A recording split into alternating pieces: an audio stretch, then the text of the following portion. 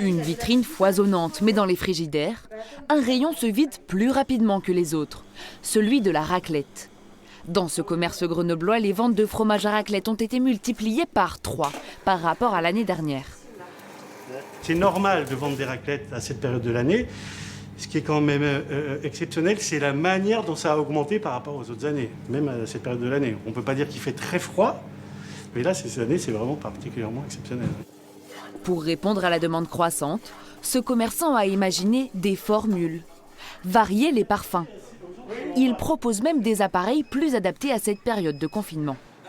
Ici, c'est des appareils pour 4 personnes, il y a pour 2, on les achète à l'unité. On peut manger sa raclette à 2. Mais d'ailleurs, on en fait beaucoup actuellement.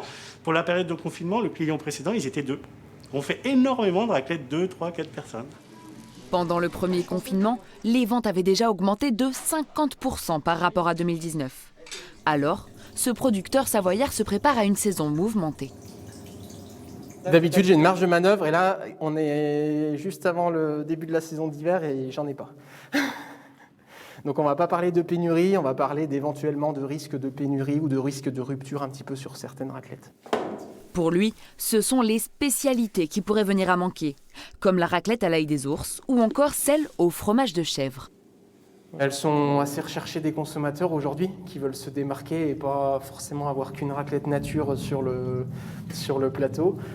Donc ils aiment bien varier, prendre un petit peu de raclette à l'ail des ours, raclette de chèvre ou raclette fumée, enfin voilà.